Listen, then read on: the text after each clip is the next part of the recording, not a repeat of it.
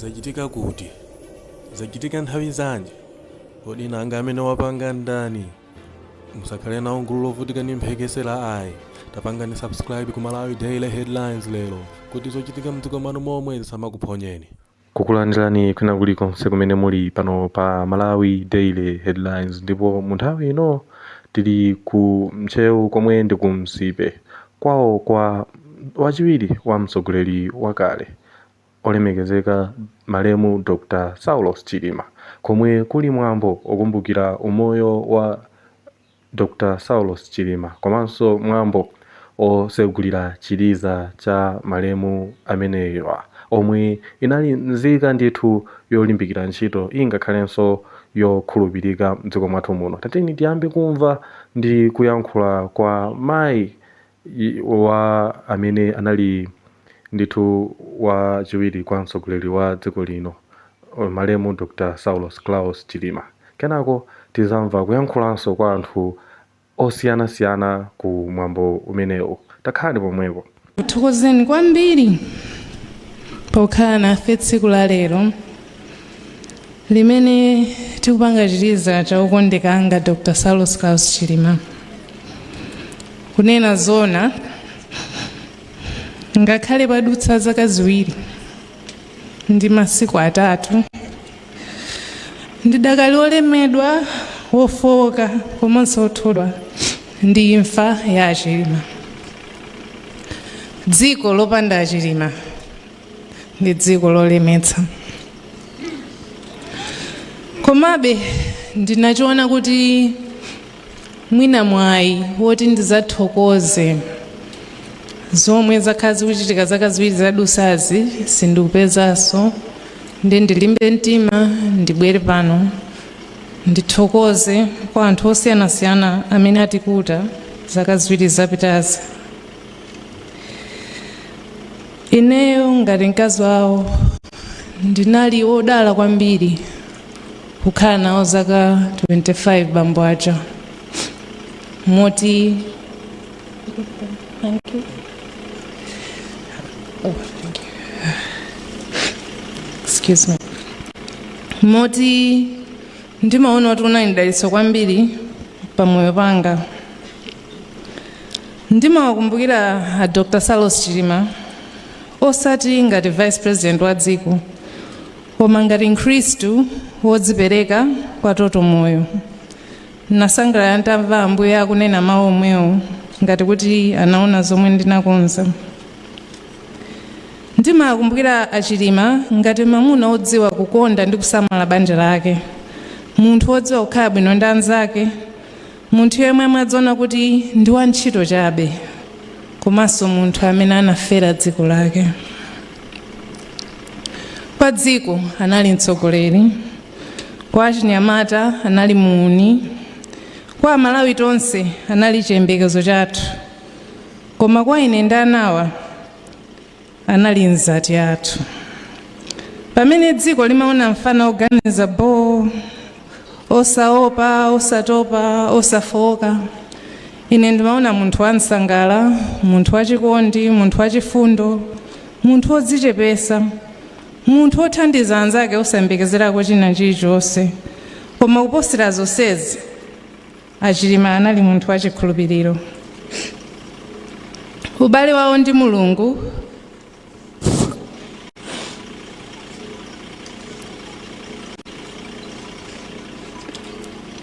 wawo ndi Mulungu sunayambe chifukwa cha ndale. Andi amene atimaona kupemphera sikuti amapanga zimene zakuti azizionetsera. Chikhristu chawo chinali maziko amene anamangirapo moyo wawo. Tsiku lina lililonse osatengera ntchito zawo kaya kuti chikuchitika ndi chani, amakatenga mphamvu kwa Mulungu. Amapereka nsembe ya misa tsiku lililonse. Olo tipezeke kuti mwina tikupita kumaliro anzathu achikatolika komwe kuti akakhale misa, mwina misa yo iyamba 10 koloko mama Achilima amapita be misa yawo ya mama ya 6 koloko ndikapempheranso ina ya 10 koloko. Ndikafunsa koma simukanatha kungopita misa yomwe ija, amati ya izolinga ndizosiyana. zoti misa inali chinthu choti chimathandiza kukhala moyo wa ukhristu kwambiri. Ambiri amafunsa kuti amakhala amakumana ndi zosiyanasiyana, koma amapezeka kuti anthu akukhala nawo bwino omwewo takwazunguzawo, koma lankho lake ndilosavuta. Ankapemphera munthu uja, kudzuka 3 koloko mama kupemphera, kupanga manovena, kusala mazuwa mamuna osala. Tikumbukira 2014 titasala pang'ono kukavota, anazanduza kuti ine ndipanga fast ya Estere. Ine ndata time sindimadziwa kuti fast ya Estere imayenda bwanji. Ndendata ndipanga nawo. Tinakhala 3 days osadya osamwa olomadzi. Tsiku lomwe amamasula ndi tsiku lomwe tinakavota. Ndimaona pali chithunzi china chake amaoneka ataonderatu tsiku lomwe ankakavota ichi Estere imeneyi. Munthu uja amapemphera, ankakhulupirira Mulungu, zovuta zawo zonse amasiya kwa Mulungu. Anthu akaawukira amapemphera, anthu akapanda kuamvetsa amapemphera, anthu akachita chipongwe amapemphera, anthu akazunza amapemphera. Ndipo mpemphero mmenemo ndi mmene amapeza zisomo zochuluka. Ngati mkazi wawo nditha kupereka umboni za mmene chikhulupiriro chawo chinandisintha ndine ndemwe, chifukwa ndinaona kuti chikhulupiriro sikuyankhula chabe, koma zomwe umachita, zomwe amene timakhalira. Achilima anandithandiza kukhala the best version of myself. Ankandilimbikitsa pamene ndikuzikayikira, ankandifunira zopambana nthawi zonse. Ndipo I was blessed to have been loved by him. Anthu amanena kuti omwe amadzala mtengo akudziwa kuti sadzakhala mu mthunzi wake, ameneyo amvetsetsa cholinga cha moyo. Achilima anamvetsetsa cholinga cha moyo wawo. Nthawi zonse amakhala kuganizira mibado yakutsogolo, amalingalira za dziko la Malawi, amakhalira kuganiza kuti kodi miyoyo ya anthu ovutika m'Malawi muno tingayitikonze bwanji. Matusuti iwo anali mavuto ayi, anali nawo. Azichemwali awo apa anena kuti makolo awo anamwalira iwo aja ali ang'ono.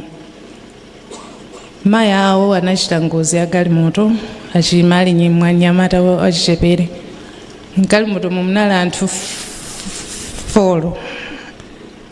Azichemwali awiri anali apaja, Achilima ndi mayi. Mayi anamwalira, azichemwali anali chikomokere. Achilima ndi amene anatuluka mgalimoto ndikuyamba kusaka anthu kuti awathandize. Chinthu choti kwa mwana wang'ono choopsa choti chitha kukusandusa munthu wongokhala waukali wotopa, koma iwo sanalole kuti mavuto ngati amenewa awakhalise munthu woti azikhalira kumadzimvera chisoni.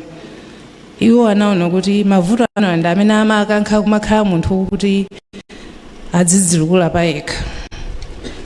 Sana iwale zokhoma za moyo wawo, mwina nchifukwa chake anali munthu wachifundo kwambiri. Chifukwa mavuto ndi amamvetsa, imfa amayidziwa. Ndipo chifukwa chodziwa mavuto amenewa, pamene anapanga chiganizo kuti ine ndizatenge mbali kukhala vice president kapena president wa dziko. Achilima anali munthu woyamika.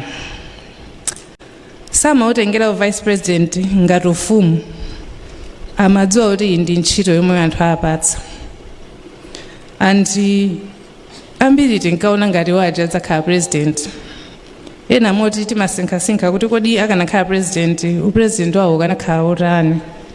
Koma ine chimandiwaza, sichinali chiyembekezo choti adzakhale president, koma kuyamika kwawo kuti Mulungu anabweretsa pa vice president. Chifukwa ambiri amakhala busy kuwakankhizira iyayi mutere, koma iwo aja amakhala ndi kuvomera kuti ine ndine vice president wa dziko, ndigwire ntchito pomwe Mulungu andiyikapa. Ndipo amayesesa mnjira zosiyanasiyana kuti alimbikire, azipereke mwathunthu, koma ndale zinawazunza. munthu uja anali wamphamvu, wanzeru, ofunira zabwino dziko lake, koma amasalidwa, amadumphidwa, kunyogodoledwa mpaka nakumangidwa kumene. Koma ukati uyang'anisi kuti usilali kuti samatha ntchito, koma kuti amagwira mwina amene mopambana. Akuluakulu amati mtengo wautali ndi umene umaombedwa kwambiri ndi mphepo. Achilima anali mtengo wautali zedi. Muzonsezi sanatope kutumikira, sanasiye kukonda Malawi, sanateye chipiro kuti Malawi atha kutukuka mpaka na tsiku lomwe anamwalira pa 10 June. Pamene timakumbukira lero, nanenso ndati ndiyamike kuchokera pansi pa mtima kwa anthu onse amene anatithandiza mu nyengo yowawa imeneja, anthu amene analowa ntchire kukasaka Achilima.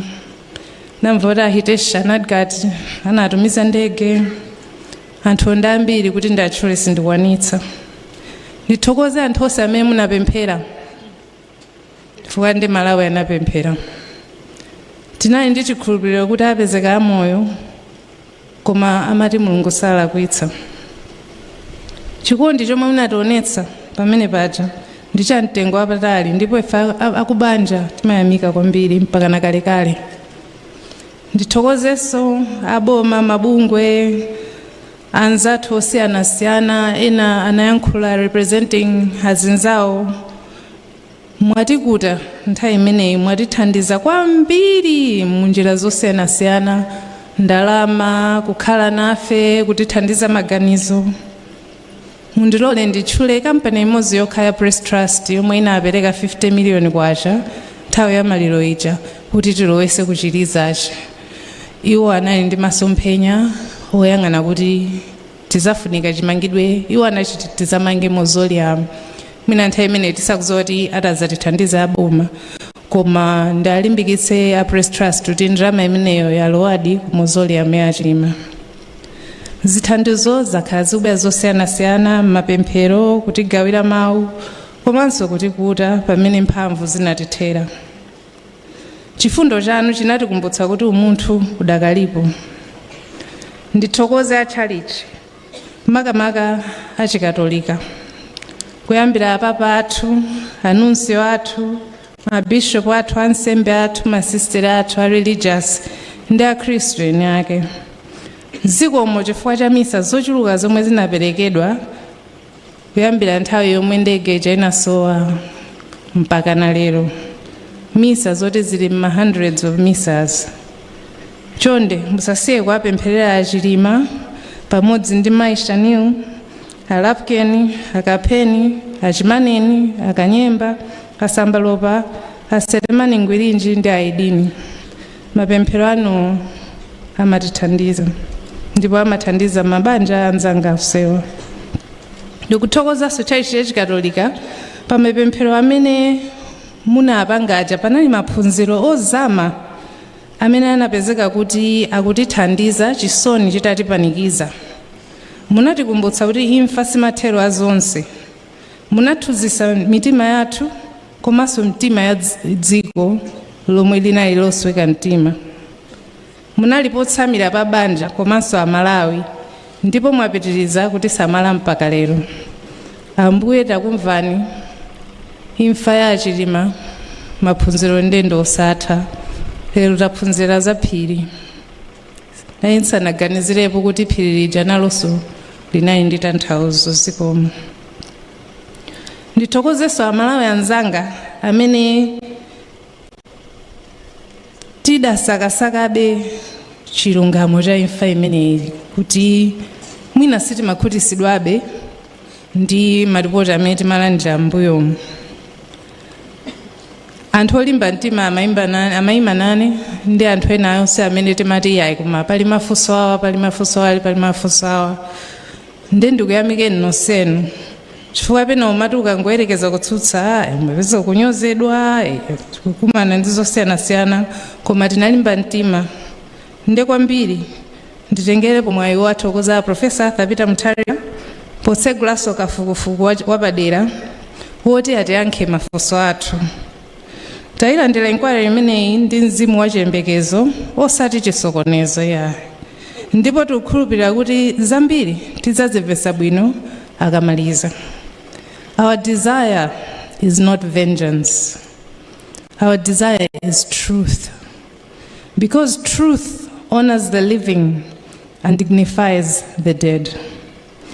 Ndithokoze boma la Malawi pa zithandizo zonse zosiyanasiyana zomwe mwatipatsa mzaka ziwiri zapitazi. Ndikudziwa kuti lamulo limaperewerabe pa imfa za dzidzidzi moti anthu samadziwa kuti atani nafe kodi nthawi yomweyo zinthu zasintha, so aboma zikomo kuti mwatiyang'anira zaka ziwiri zimenezo, ndipo tithokozenso a profesa kuti apitiriza kutiyang'anira.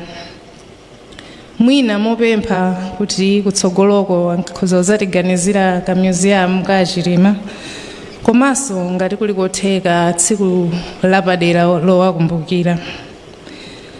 Tiyamikenso Amalawi a mitundu yonse pa chikondi chanu pa Chilima, umene uli umboni wakulu wa mphatso za Chilima. Ndikuthokozeni ngwenyama. Leadership ya Chilima inazindikira kuchokera patali, munasankha kukhala MP yanu ndipo munasula kuti akhale mtsogoleri wabwino wa Malawi.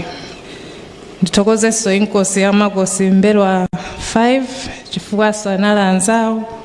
Ndithokoze mafumu nonse amene mpaka na lero mukubwerana kusakhala nafe mafumu akuluakulu. Tikuthokozani chifukwa cha chitsogolerano ndi support yomwe mumapasa a Chilima.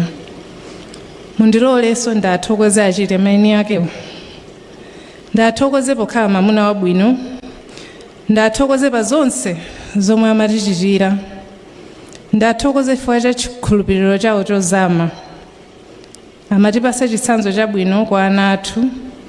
Komanso ndathokoze chifukwa cha kulimba mtima muzovuta.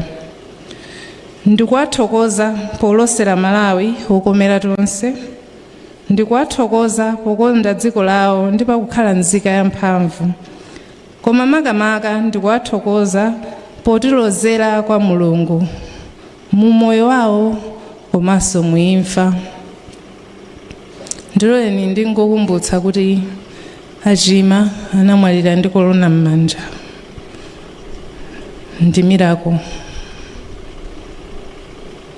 Ambuye anena munthu uja anali mwana wa Mulungu. Koma zonsezi ndichabe opanda kuthokoza Mulungu. Ndipo yamba ndithokoze Mulunguyo potipatsa mphatso ya Saulos Klaus Chilima. Ndikuthokozani Ambuye potipatsa zaka zomwe takhala nazo. Tikuthokozani pa chimwemwe chonse anatibweretsera, miyoyo yonse yomwe anakhuza, chiyembekezo chomwe anatisiyira, zikomo polola Malawi kulawako utsogoleri wawo. Ngakhale tikanakonda kuti tikhale nawobe, tikuyamika zaka zomwe munatipatsa nawo, poti malemba amatikumbutsa kuti zabwino zonse zimachokera kwa Mulungu. A Chilima analidi mphatso, ndipo ngakhale moyo wawo wa dziko lino unatha, mbiri yawo idakakulirabe, ntchito zawo zidakabereka zipatso, kaganizidwe kawo kadakafalabe, ndipo masomphenya awo adakapitirira, dzina lawo lidakapereka chiyembekezo. Mbiri ya Chilima ili ngati dzuwa loti salozerana, ndipo olo munthu mmodzi atatchinga dzuwa ndi mkono wake sangaphimbe. Tiyeni tiwalemekeza a Chilima pogwira ntchito zachifundo, pokonda dziko lathu, pogwira ntchito modzipereka ndi mokwanirisa cholinga cha Mulungu pa ife.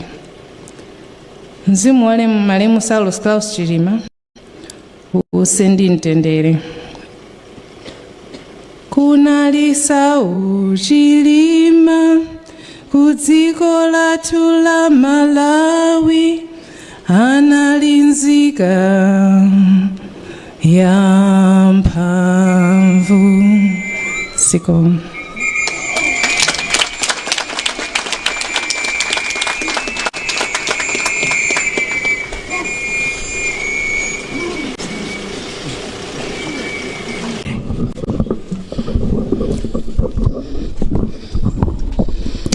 Ulemu kwa Bishop Alfred Chilima omwe atsogolera nsembe ya misa. Ulemu wina upite kwa Honorable Bright Nsaka amene akuyimirira a president a dziko lino. All protocols observed. Poyamba tati tikuthokozeni nonse amene mwasonkhanaso pompano chifukwa chodzakhala nafe pamwambo okumbukira komanso odzampatsa chimwene wanga nyumba yake yatsopano.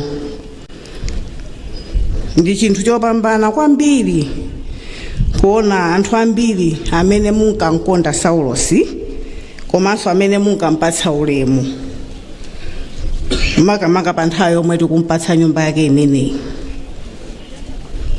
Ineyo tionge phiri komanso mchemwali wanga Maria Makina tinali azemwali ake okhawo a Saulos, yemwe anali mchimwene wathu oyamba komanso amayima ngati kholo kwa ine ndi Maria titataya abambo ndi mayi wathu, chimene chinapangitsa kuti tsopano panopo nde kuti tinatsala ine ndi Maria basi mfamily mwathu mmene poyamba tinali anthu 5.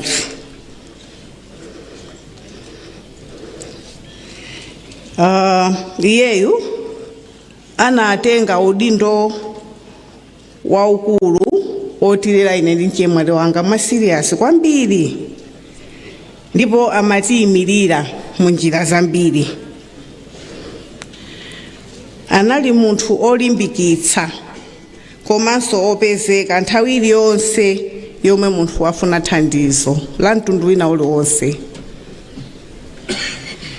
Ngakhale mu ukulu wathu titakula, Saulos anali nsanamira yathu ndi anthu ambiri kumudzi kuno ku chalichi mtawuni pena paliponse kufikira nthawi yomwe Saulos anasiya dziko lino lapansi. Mukupita kwa nthawi moyo unampatsa Saulos nthawi yoti atumikire dziko lino la Malawi ngati wachiwiri kwa mtsogoleri wa dziko, maulendo awiri. Ambiri a inu munamudziwa Saulos choncho basi ngati vice president, komanso ndikudziwa kuti ambiri munamudziwa ngati munthu olimba mtima wachindunji onyamula ziganizo zomwe zimakhudza anthu ambiri. Koma akakhala ku nyumba atu Saulos amavula udindo wa vice president. Anali munthu odzichepetsa. Inu simukudziwa kuti Saulos amalowa ku kitchen ndi kuphika akhala anali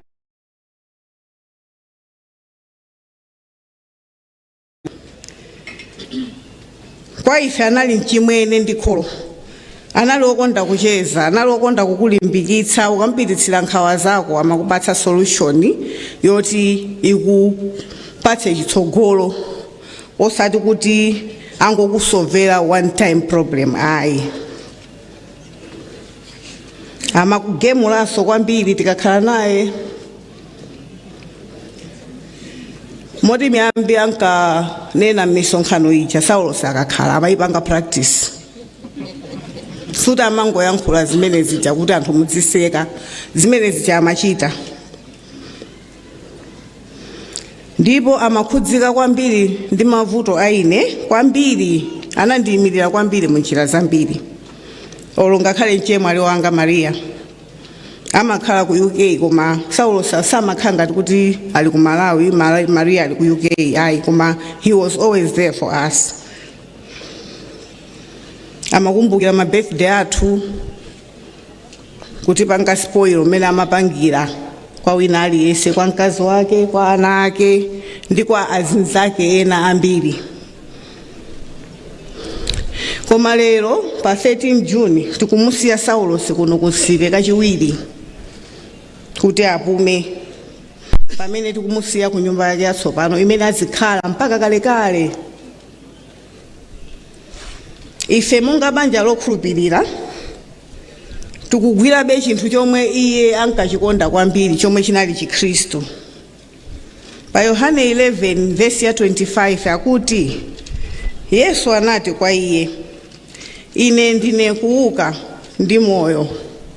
Yense okhulupirira ngakhale amwalire adzakhala ndi moyo. Ine ndimakhulupirira kuti Saulos ali ndi moyo chifukwa nthawi zambiri ndimamulota akundiuza kuti ali moyo. Ndipo maloto ena anandiuza kuti Saulos adzabwera lero pamene tikupanga mvero mausoleum yake. Ndipo ndikudziwa kuti ali nafe pompano. Pa 2 Korinto 5 verse ya 8 akuti inde ife tikulimba mtima ndipo tikanakonda kulekana nalo thupi ndi kukhala mwa Ambuye. Ichi ndi chinthu chimene Saulos anapanga tsopano, akukhala mwa Ambuye. Kuboma la Malawi ndi anthu omwe Saulos ankatumikira. Zikomo chifukwa choyenda ulendo uwu ndi Saulos. Njira yabwino yomwe mungampatsire Saulos ulemu kapena kupitiriza kumpatsa ulemu ndi kupitiriza kugwira ntchito ndi anthu omwe iye ankawakonda komanso kuwasamalira. Komanso khalani anthu olungama, achikondi, komanso okhulupirika ndi achangu pochita zinthu. Ndi mmene Saulos analili. To my brother Saulos, ifetu timakhulupirira ndi kudziwa kuti muli ndi Yesu Khristu tsopano, kumene kulibe mantha, kulibe misonkhano, kulibe kutopa, kulibe ululu, kulibe ngozi, kuli mtendere okhaokha. Zimene inu munkakonda unali mtendere basi. Zimangokhala zinthu zachilendo kwambiri ndi zotiwawa kuti tikamakuyankhulani chonchi sitimamva yankho lanu, zimatipweteka kwambiri. Sitimamva ma contributions anu pa miyoyo yathu. Sitimamva ndi kudziwa kuti panopo mukuganiza chani. Munkatitsogolera muzambiri ine ndi ng'ono wanga Maria, koma chachikulu chomwe tikudziwa kuti munamaliza bwino ulendo wanu.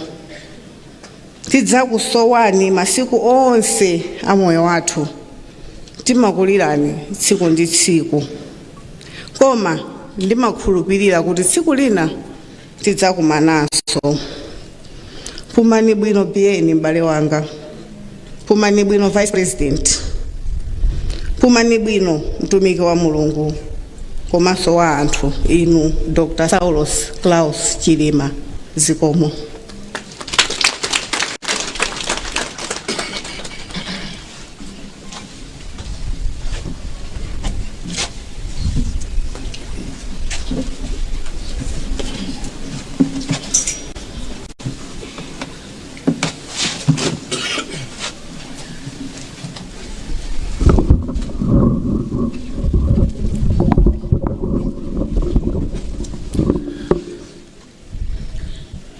His Lordship, Reverend Alfred Chilima, Bishop of Zomwe Diocese, and all the clergy, our guest of honor, Honorable Bright Msaka, SC, Minister of Education, Science and Technology, who is also representing the State President, Professor Arthur Peter Mutharika,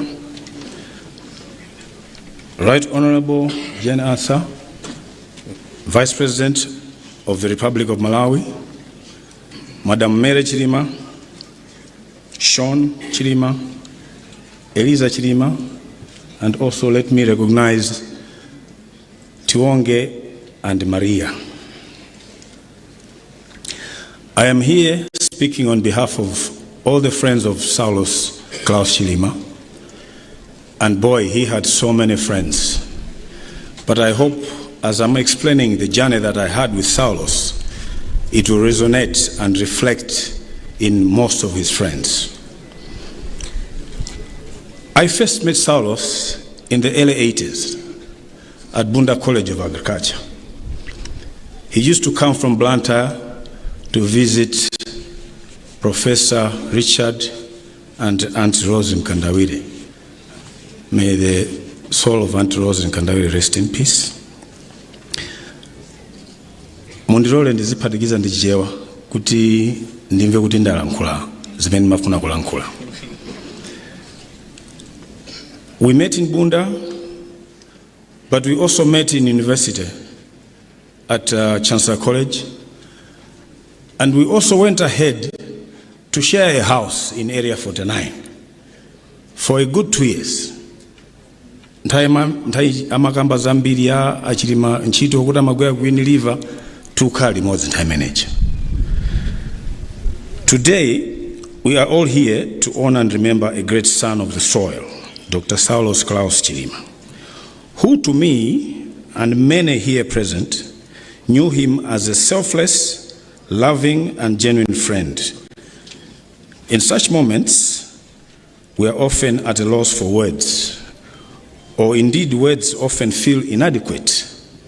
Yet it is through the same words that we must dig into to share the love, gratitude, and memories that keep the spirit of SKC alive. Now, allow me to delve into some of my personal friendship memories with SKC. Saulos anali muntu okonda ndipo odziwa kucheza. He could easily interact with anyone and everyone from all walks of life. Amakonda kuseka, kuseleula, magemanane na achema latu tionge. Ande akakatu wadzuka bwino siku limenelo madziwa kuti museka siku lonse. He had a great sense of humor and full of sarcasm. You needed to think on your toes. Ukamamulankula akangufusa kuti mwati chani umangodziwa kuti yalakwa sunayankhuleza nzeru ndipo akukhiana umwano. Because of this kalabwino ndi anthu, it is not surprising that SKC had so many friends. But there was something very unique about SKC's friendship. He had a distinctive way of developing a special and unique bond or relationship with each one of his friends. Tonse anzake ameta bwera lero, or amene sitinabwera timamudziwa, there was something that was unique. And weka umachimva muntima kuti, I think I'm a special friend to Saulos. That was what Saulos was. Zimene amacheza ndi Ronald Ngwira, sizimene amacheza ndi Charles Mas. Zimene amacheza ndi ine, sizimene amacheza ndi Ernest Maganga. He had a unique way of relating to everybody, so you just plugged onto him. That was Saulos. As I said earlier, we shared a house in Area 49. Kumene kondu kumene ndinadziwa kuti nkuluyu akalowa kitcheni amalongosola chakudya. Akagwira chiwaya, iyayi chimakhala ndithu kuti zinthu zatongosoka ndithu. SKC truly appreciated friendship. For those of us that met him a while back before he came into the limelight of politics, we were continuously amazed at how he made sure that his accomplished political career never got in the way of the friendship. He would always find time, reach out. He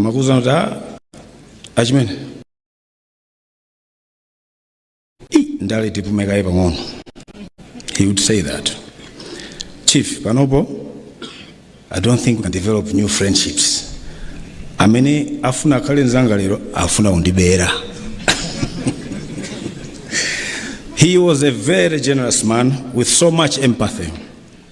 At this point, I want to share with you a personal story, a bereavement that befell me. I lost my mom on the 22nd of May 2024 in South Africa. I got the message around 12 o'clock. By 12:30, I think I had organized myself. I said, okay, nditumize message in the Muslim Balewanga. I told Saulos, anafunsa kuti zakhala bwanji uli kuti. When I said ndiri kunyumba, within 45 minutes he was at my house. Akundifunsa kuti okay ndeti pange bwanji. How do I help? Mai kabwere bwanji. He used to call my mom Auntie Alice. The last time I saw Saulos was in the graveyard of our family in our village on the 28th of May. Nde chimakhala kuti chinthu chowawa kwambiri kuti 12 days later he had to go and be with the Lord.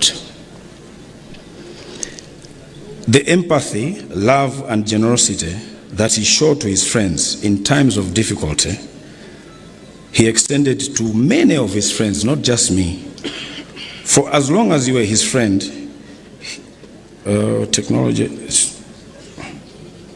for as long as he was his friend, he would be there for you in happy moments, moments of personal achievements or professional achievements, and indeed in times of sorrow. Saulos and I also shared a passion for sports, basketball and darts in our younger days, golf in our older years. He also enjoyed board games, Maga Scrabble and Attendees Scrabble. If you beat him at any of those games, he would always find a way to bring a rematch clause.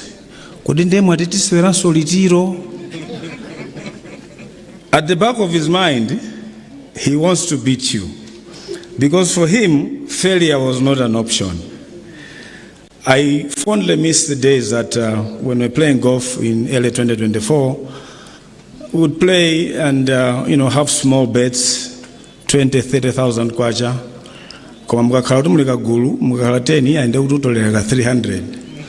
When he would shoot a best score, then amamuza kuti bwana zona mufana tupase 20,000. Demazati undipase imene yoyo. Ndayevutikira kuopsha imene yoyo. He would collect the money, fold it, put it in his pocket, and then he would look the other way, speak to another guy and say, "Gudi, uyu ndi champunga nkati, uyu champunga nkati." He was a very religious person, a devoted Catholic who committed to observing the moral and ethical codes of his faith.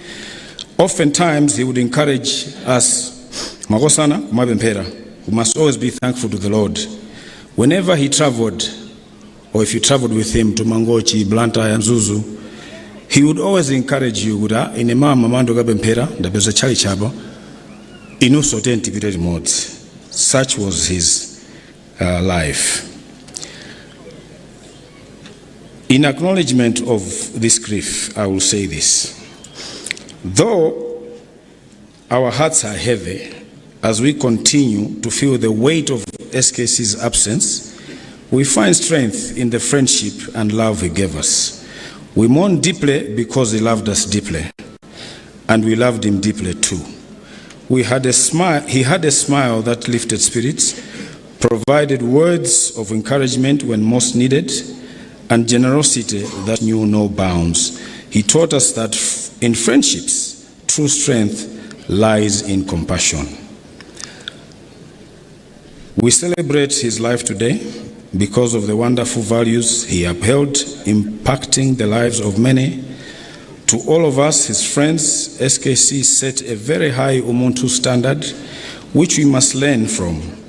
He meticulously balanced the high demands of the office of VP, his family life, his church life, among others, with the intricacies of maintaining, strengthening, and nurturing his long-founded friendships through love and compassion. And he in turn demanded nothing from us, just our time.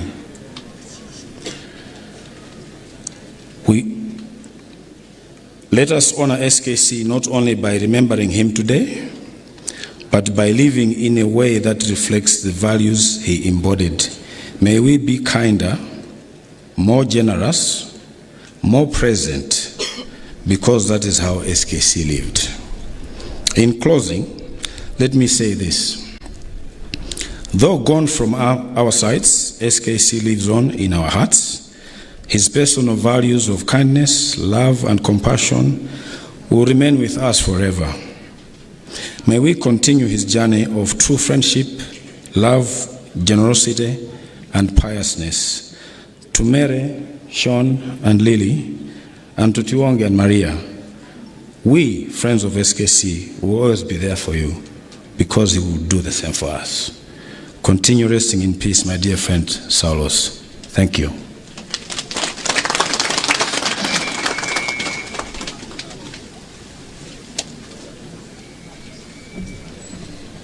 Dr. Dalitso Kabambe kuti atilankhule. Akatilankhula iwowa atilankhula inkosi ya makosi Goman ya nambala 5. Honorable Bright Msaka SC, Minister of Education, Science and Technology, who is also representing the head of state at this event. Right Honorable the Vice President of the Republic of Malawi, Right Honorable MP, Dr. General Sir SC, Your Excellency, the former President of the Republic of Malawi, Your Excellency, Dr. Joyce Banda, and the former First Gentleman, retired former Chief Justice Richard Banda, the former Vice President of the Republic of Malawi, Right Honorable Dr. Michael Usi, Honorable Alfred Gangata MP, Minister of Youth and Sports, Honorable Feston Kawupa MP, Minister of Defense, and all cabinet ministers here present. Your Grace, the Bishop Chilima, Bishop of the Diocese of Zomba, all priests, sisters, and all religious leaders here present. Your Majesty, Inkosi Yamakos Goman 5, Your Majesty, Inkosi Yamakos Mbera 5, and all traditional leaders here present. Right Honorable Atupere Muruzi, President of UDF, Bishop Malani Ntonga, Secretary General for Afford, and all other political leaders here present, all my colleagues in UTM, distinguished guests, ladies and gentlemen, all protocols observed. Permit me to deliver my eulogy this afternoon in English, and later I'll do that at the second function in Ntcheu. To begin with, I and my colleagues in UTM are honored to be among the few speakers to speak at this solemn occasion of the unveiling of the mausoleum of our founding father of the UTM party.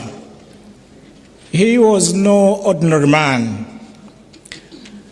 We gather here today not because of the beauty and the imposing nature of the mausoleum that's going to be unveiled today, but rather because of the extraordinary man who once lived among us and is lying in that mausoleum. As others have said, and as we all know, he was no ordinary man. He was a father, a husband, leader, patriot, and indeed a darling for the nation. And if posterity is to judge us fairly, when people ask us, what was so special about your founding president? Perhaps the most logical answer that we could give is that he made us believe. When many youngsters wondered whether leadership could look so attractive, he made us believe. When merit in opportunities got replaced by nepotism, tribalism, cronyism, he made us believe that change can come. When integrity got marred with rampant corruption, he made us believe there could be a change. When the future looked bleak and uncertain to many, he made them believe. When Malawians doubted whether this nation can change for the better, he made us believe. This was his talent. not merely because of the office he held, not merely because of the speeches he delivered, not merely because of the movement UTM that he led. His greatest asset was that he restored belief among many Malawians. He restored belief of many opportunities that come along. He restored belief in excellence and public service. He restored belief that Malawi can be a better nation once again. And as today, as we stand 2 years down the line since his passing, we are confronted with a difficult truth. A nation can lose a leader, a family can lose a loved one, a party can lose its founding president. But if we lose belief that inspired, then we have lost it all. The late founding president stood for something that was greater and more profound. Before people can build, they must believe. Before people can achieve anything in life, they must believe. Before a nation can rise, they must believe. That is why he returned again over and over again on that slogan in Ntcheu, Nzoteka Mbuye. When some heard this slogan, when some heard it as a slogan, he saw it as a mission. When some heard it as just mere rhetoric, he saw a future in it. When some heard it as a mere fallacy, he saw a destiny of a nation in it. Every time he said in Zoteka, he was really saying something much, much greater. He was saying, believe again. Believe in yourself. Believe in your country. Believe in the future of this nation. And slowly, steadily, and powerfully, he made us in UTM, the movement he led, to believe in him. He made graduates believe in their dreams. He made entrepreneurs believe in their ingenuity. He made professionals believe in their integrity. Yes, he made sportsmen believe in their talents. He made ordinary citizens believe that leadership could be bold, energetic, at the same time transformational. He made a generation of believers in Malawi who can believe in this nation once again. And perhaps that is why his loss is felt so personal to many of us, because it felt like possibility itself had been interrupted. It feels like a journey remains unfinished, a dream remaining incomplete, a story left hanging whilst watching it. But history teaches us that dreams do not die with the dreamers. Ideas do not perish with those that carry them. Movements do not end with those that began them.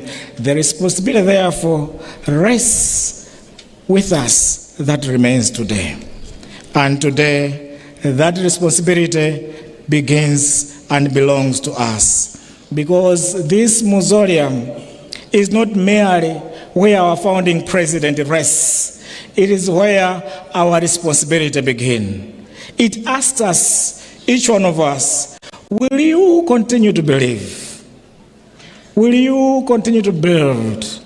Will you continue to strive? Will you continue to dream? Will you continue to say, Nzoteka Malawi can change? But if we stop believing, then we have misunderstood him. If we surrender to mediocrity, then we have misunderstood him. If we settle for less, then we have misunderstood him. For the founding president was never meant for surrender. He was built for possibility. He was built for purpose. He was built for service. And yes, he made us all believe in that. As the president of UTM myself, I stand here with conscious of a sacred responsibility. The movement I led, which was his brainchild, born out of his innermost conviction, the vision we carry was shaped by his courage and wisdom. The people who marched under his banner today first believed in him. The greatest tribute we can offer him today is not found in speeches. It is found in continuing and confronting the work that he began. It is found in serving with integrity. It is found in leading with courage. It is found in providing that which he started in that movement. And that movement remains alive. Not in the stones that we are seeing, not in the monument that we are seeing, not in this mausoleum that we are seeing, but it now remains in the hearts of millions of Malawians that he inspired to follow him and that he touched them. And honoring his memory also means honoring the truth. For a man who believed in transparency deserves transparency. A man who believed in accountability deserves accountability. A man who served Malawi so diligently and faithfully deserves answers. Yes, the truth regarding the circumstance of his death must be pursued wherever evidence leads, without fear, without favor, yes, without any interference. That is not politics. That is justice. That is dignity. That is respect, because the man we honor today served Malawi with all that integrity that he deserved. We all owe him to him as a nation. Yes, one day, when the future generations come to this place, to this mausoleum, they will read his name. They will ask, who lies here? Let us answer not just Mayor as a former vice president of the country. Let us tell them he challenged this nation of a mindset change. Tell them he inspired a generation of big dreamers. Tell them he showed us that leadership is service. Tell them that he showed us that courage matters. Tell them he reminded us that Malawi's future is not predetermined. It can be changed for the better. And yes, we can tell people he made us believe in ourselves.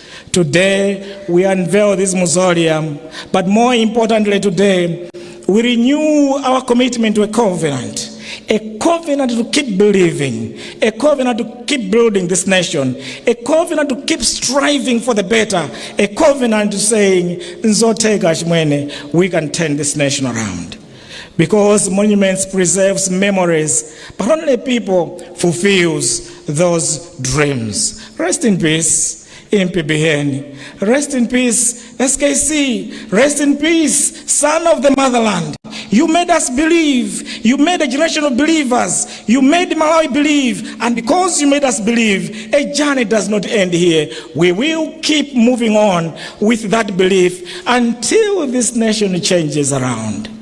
To the family, honor Madam Mary Chilima and everyone else, you will never walk alone. We will always be together. May God bless this nation. Thank you so much.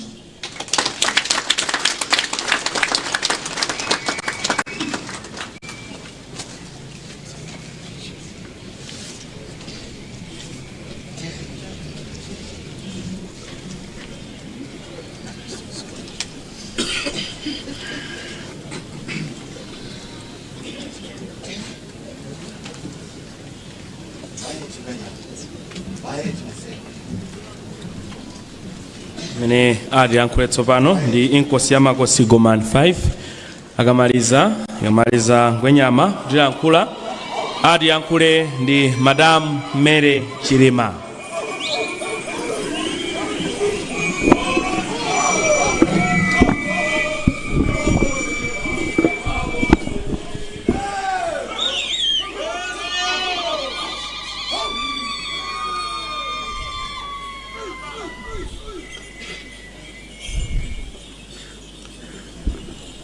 Yezoneyo! Yezoneyo! Yezoneyo!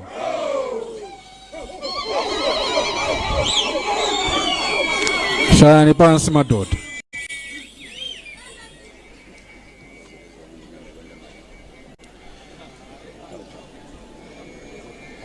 How?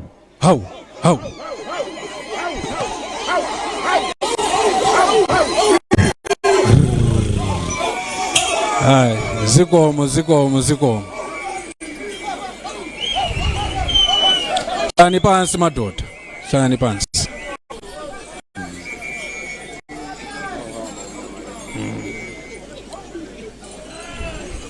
Ulemu upite kwa nkosikazi nkulu akazanga amene alipo mpanoso.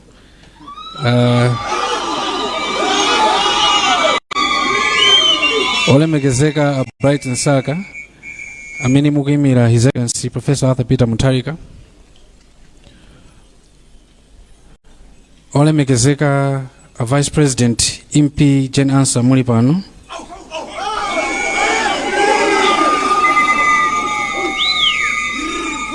Wow, MP Angoma mundirole kuti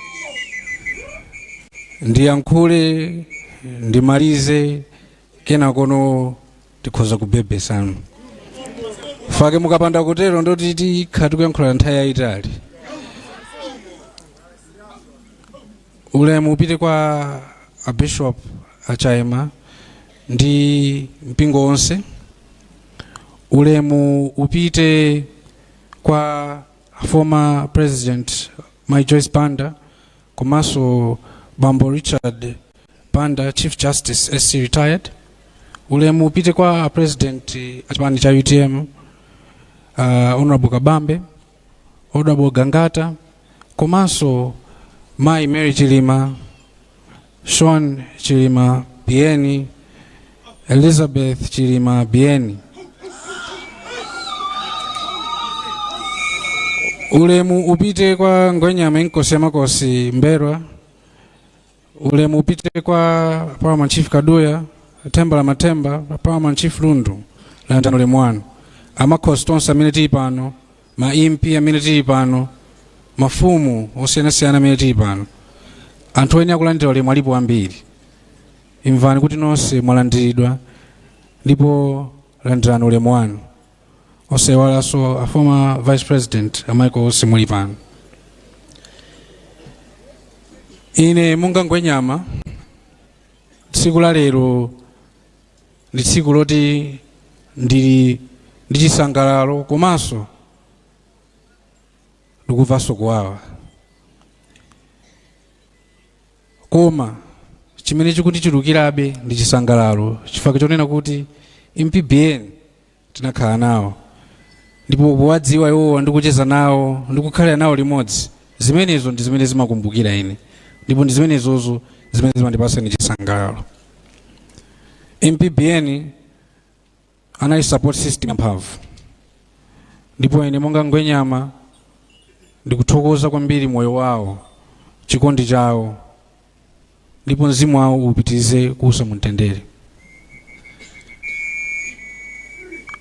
Kwa Mai Chilima, Sean and Elizabeth, ife timakukondani ndipo tizakukondani nthawi zonse.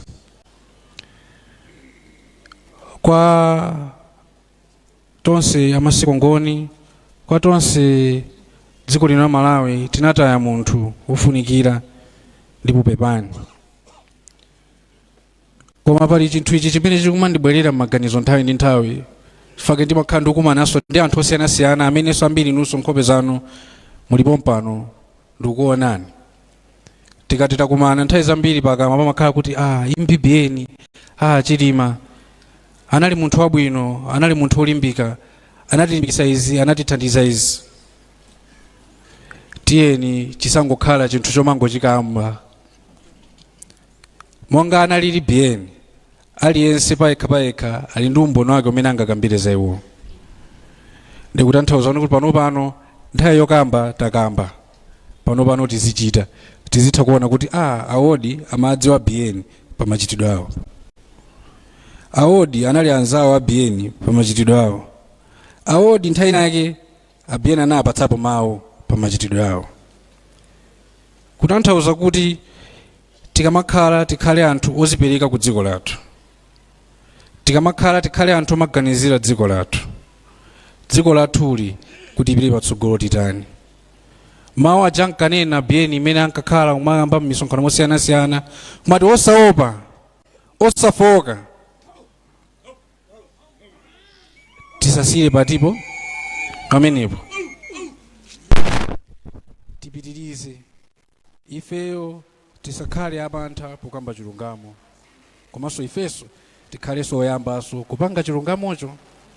Fake pena zikumatha kuchuluka madera mwathu mudziko muno, pamene iyeso amenenso siwa chilungamo akuloza nzake kuti siwa chani, siwa chilungamo. Pena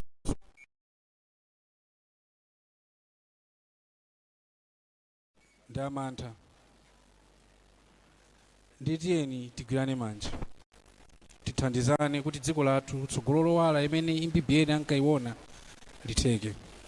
Izi zikuyambira kuchokera m'midzi mwathu, makomo mwathu, mpaka kumafika muzipani zimene zilipo mu dziko lino. Tigwirane manja tizitha kudziwa kuti lero nthawi yopanga izi, nthawi ya ndale, nthawi ya makampeni ndi nthawi ya chani, ya ndale, nthawi ya makampeni. Nthawi ya chitukuko ndi nthawi yopitira chitsogolo dziko lathu izikhaso nthawi yopanga zitizo zimenezozo. Tizitha kusiyanisa andi apapa ndakambadala kunena kuti kuyambira m'midzi mwathu mpaka nakufika kwa atsogoleri athu andale. Faka choti tonsefe apa tili ndi chani, udindo umene tikuyenera kuchita. Tikonde dziko lathuli, tikondane. Tizitha kudziwa kuti nthawi ino ndi nthawi yoti tigwirane manja tithandizane. Tsiku la lero sindinafune kuyankhula zambiri, koma kungokumbukira kuti Bien anali MP yodalirika, anali Vice President wodalirika, anali munthu kumpingo wodalirika, anali munthu kubanja wodalirika. Tonsefe tizamusowa Bien ndipo tizamkumbukira mpaka nakale. Tithokoze aboma akubanja po kukhazikitsa nyumba imeneyi imene sinayione padakali pano, koma ndikudziwa kuti ndiyokongola. Chifukwa chodziwa amene MP Bien amachitira zinthu, anali mfana wa workshop,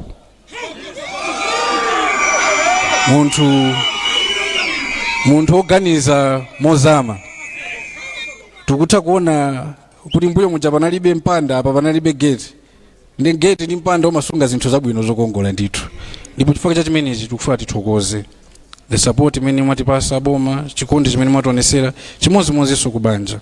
Tiye tipitirize kukhala limodzi, kugwirira ntchito limodzi. Ine ndi mawu amenewa tikuthokozeni nonse. Mulungu akhale nafe tonse amene tili pano, amene tafika pano, azinzawo a Bien, amakhosi, maimpi, mafumu, tonse amene tili pano. Mutithokozeranso kwa president, tayamika kwambiri. Mulungu akhale nanu nonse. Ine monga Ngwenyama ndimakukondani. How izi ndizimene amakonda Bien. Bien akakhala akamayankhula amakonda zati how